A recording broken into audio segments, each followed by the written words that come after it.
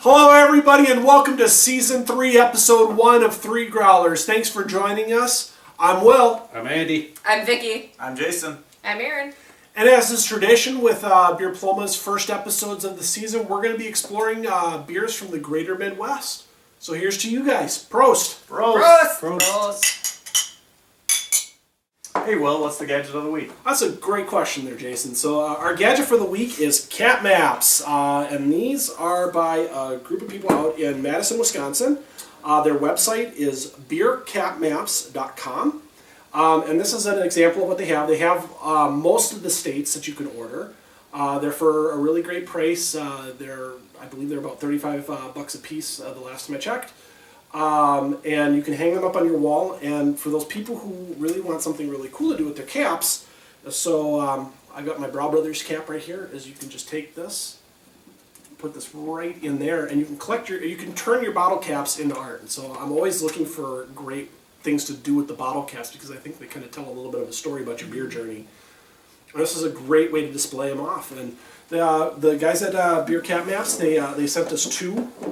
They sent us the Wisconsin version because we do drink a lot of Wisconsin beers here on the show, and also the state of Minnesota. And when we get back to our garage, we're going to hang these up, and as we go through beers, we'll be adding to them. Very cool. So what do you guys think of these? I love them. Great idea. I think they're great. Yeah. One thing that surprised me is they came in a lot bigger than I thought from when I saw them on the website. I mean, they're huge. Yeah, it's an actual art piece. Yes. Are all 50 states available? Or I don't know if all 50 of them are, but a good portion of them are, and I assume that as we go along, that all 50 will be available at some point. And also, as a special deal, if you are listening to this show and you go and order one of these, enter in the promo code Beerploma for an extra 15% off. That's a capital B, Beerploma. So, okay, for those of you guys who follow our podcast show, you guys know that back in December we released a Beerploma Presents from Figure Eight Brewing down in Valparaiso, Indiana, and they sent us back with a couple of beers. One of them is Date Night, which is a black barley wine, bourbon barrel aged beer. It's 11.2% ABV, but this is from their last year's stash, and this is one of their very last bottles that they had of it, and they were very kind to give this one to us.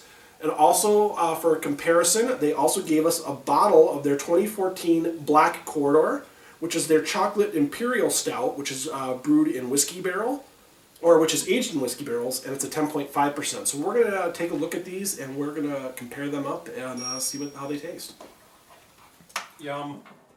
So now, the one thing to remember about this one, this has been aged for over a year now. This was made in 2013, and we're now sitting in early 2015 here. So a lot of the traditional beer flavors should have mellowed out of this beer at this point, and we should be getting more of the oak barrel flavors and more of the date flavors and stuff. What do you guys think? Right off the bat, smelling it, you can tell that it's been not just barrel aged, but bourbon barrel aged. Yeah. You can really get that kind of bourbony. Yeah. It's a wonderful aroma. I mean, this next to fresh ground coffee, I mean, it's actually, to me, surprisingly smoother compared to the way, I mean, it smells really good, but I thought it was going to be a lot more robust on the boozy profile. I mean, it is boozy tasting, yes, for sure, but, when you smell it, it's so bourbony that you're almost a little reluctant. You're like, am I going to drink hard alcohol here or what? And it's really not. It's a little bit smoother than that. I was nervous because I don't like bourbon at all, and I've had some rough patches with bourbon beers before, and I actually can drink this. I mean, like I said, I'm not a hard liquor guy, but I'm really digging this. I mean, the age is really showing in this one, and it really aged well. Like a lot of beers tend to fall apart when you age them for more than a year, but this one, it held up. It's got the right amount of alcohol content to it, the right amount of flavors, and it really carried on through the years. It's smooth. It's a lot smoother than I thought it would be. Yeah, kind of like a chocolatey taste to it, I'm getting a little raisiny kind of. The raisiny is what I'm picking up on. It's the date. I get That's a really good date flavor in this. It's figgy. Yeah, it is kind of figgy. I do like that. That's a good one. Mm-hmm. Yeah, it's not like any other barley wine that I've ever had before.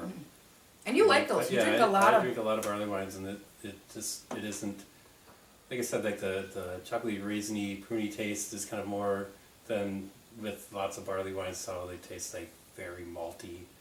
So this one doesn't have as much of the malty taste. I don't know if it's just being hidden by the other flavors or what, but it's really good though. I like it a lot. It's really good. I'm really kind of curious now to crack open this other one and see how it compares to this year's batch. So one thing that I already noticed with this one is you can tell this is a newer beer.